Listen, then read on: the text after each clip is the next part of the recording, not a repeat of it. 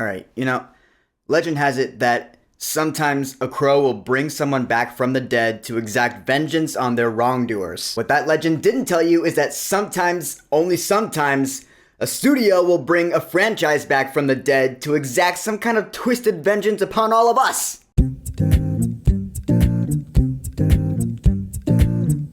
The Crow. Oh my god, where do I even begin with this? So this is the second film adaptation of the comic book series The Crow. I watched the first one for the first time last night and I loved it. It was awesome. Because that movie knew how to be fun. This movie just knows one thing, and that is how to be bad. It knows how to take everything good about the 94 movie and screw it all up. So the story of The Crow is Eric Draven and Shelley Webster. They're a couple that's really in love. They're a couple of messed up people. Then one day they're both killed by these douchebags, but Eric Draven's spirit does not move on as Shelley's does. He is brought back to exact his vengeance on the people who did them wrong. Alright, now I have recently come to a realization, which is it is absolutely okay to compare this movie to the 94 movie. It is okay to compare remakes to the originals. It's because they share the same source material. Now granted, I've never read the comic book. Maybe this movie is more accurate than the 94 movie. I don't know. But whatever the case, the 94 movie just did a lot of things better, and so I'm going to explain those here. So first of all, the characters. Eric Draven is played by Bill Skarsgård. He was Pennywise in the It movies, and the dude is a really good actor. In fact, I'll say he played this version of Eric Draven very well. I mean, he's damaged, he's angry, he's pissed off, which yes, so was the version played by Brandon Lee in 94, rest in peace. But he was also having fun in that role. I mean, there was that scene where he was hanging upside down approaching the bad guy. I laughed out loud at that, because his version of the Crow, it was kind of crazy, and I enjoyed that about it. Bill Skarsgård's version, not so much. No, he's just angry all the time, and so in comparison, he's just really boring. I'll get to the boring factor in a minute. Now, I'll say Shelley Webster is more fleshed out in this movie than she was in the original film. She is made into more of a character here. That being said, she's pretty boring too. And I mean, the chemistry between the two of them, it's fine, because that's a big part of The Crow, is that you see how in love these two are. So when they die and he's brought back, you're on his side because you saw their love and you were in it. So you're like, yeah, dude, get him. In this version, I did not feel that at all, because the romance was just really boring. Again,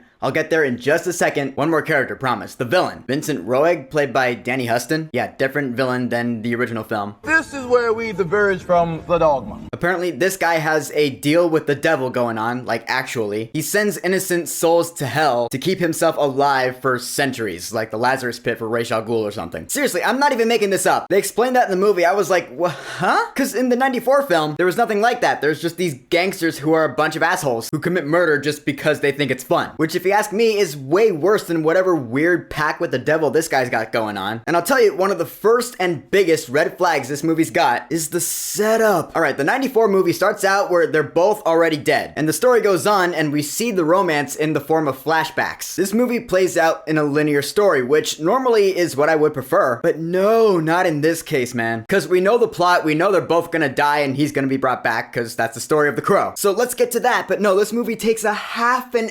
hour. Oh my god, it was so boring. That's one of the biggest transgressions this movie commits. We either know where it's going from the trailer or from the original film or both, but no, we have to see like how these two meet, where they're coming from. I don't give a fuck about that, and I'm not really buying their romance either. Alright, fine, you know what? Okay, I buy it, but there are things about it that just don't make sense. In fact, a lot of things in this movie don't make sense. You know what? I'm gonna throw in some spoilers here because no one's gonna see this movie, so fuck it, let's just throw in some spoilers. Why the fuck not? So the two of them, they meet in prison in this movie, right? Or some rehab center, and they manage to escape because they have like the Shawshank style window through the laundry room. They get out into the yard and then they go up through the barbed wire. I was like, where's the security guards? They should have security guards here, right? Roaming around at night with their flashlights or some shit? No security at all. Wow, it's a miracle. So right there, I was like, okay, this movie's just not gonna care. Good to know.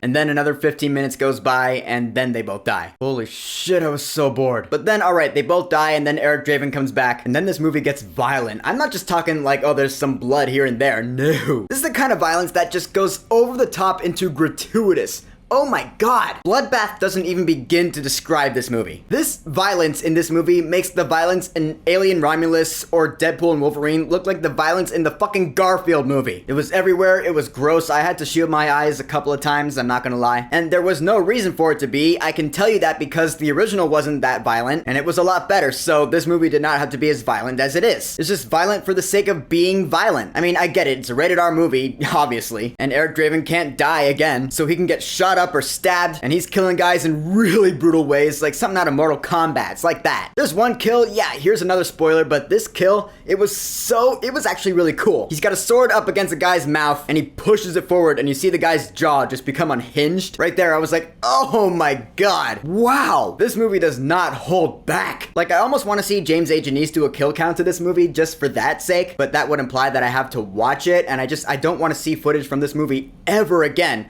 Not even for a kill count. Sorry, Dead Meat. I love you, but some movies are just... they're not worth it. Do the original though, that'd be fun. And the action scenes, I'll tell you, they are actually kind of fun to watch in that stupid kind of way. Like in a year from now, go on YouTube, look up the action scenes, and you can watch it and have some fun with it, I guess. I mean, not as fun as the original, sure, but it's a thing to do. But these fun-ish action scenes do not save the movie. Cause yeah, the story is like almost completely different. The only thing that's really the same is Eric Draven comes back as the Crow and the whole Shelley Webster thing, but not even that, cause her story is also completely different. Like they change things up to make it darker, I guess, but not really. The original film has this kind of gothic tone. This movie really doesn't, so which one's darker, really? The fault this movie commits is it saps out all the fun that the original had. What do I always say? I watch movies to have fun. That's the reason I love to watch movies, because I like having fun watching movies. This is one of the least fun movies I've seen in a very long time. It's not fun, it's just a big snooze fest. Even with the big violent action scenes, I was like, alright, this was not worth that boring setup. The setup killed this movie so much, it's unbelievable. Even the music in this movie couldn't save it. And I say that because there were some pretty good bits in the soundtrack, I will admit. There was one scene where I thought the music was actually, and I will use the word, awesome. The scene where like he's getting ready to go exact his big like final plan, and he's putting the makeup on. The music in that scene has these vocals. I was like,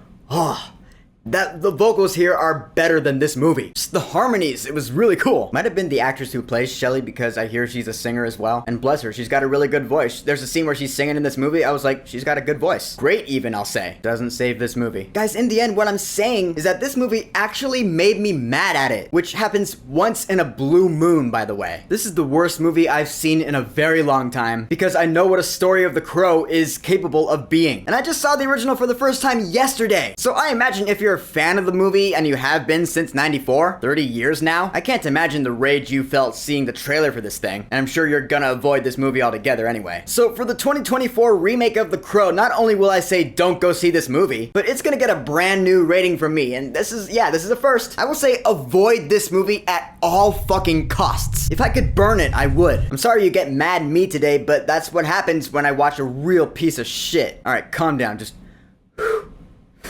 This movie gave me a fucking headache. Yelling's just gonna make it worse. But yeah, don't see this movie in theaters. Don't ever watch it when it comes onto streaming eventually. Just forget it ever happened. That's what I'm gonna do. Alright, so since you're never gonna see this movie, I'm not gonna ask if you've seen it because you haven't. But the original 94 film with Brandon Lee, have you watched that? What are your thoughts on that? Whatever you think of the 94 film, go ahead and leave a comment. And of course, thank you for subscribing. Now, if you'll excuse me to wash that taste out of my mouth, I'm gonna go watch that trailer for The Lord of the Rings War of the Rohirrim again, because I'm actually really in on that. My next video will definitely be on that. Peace!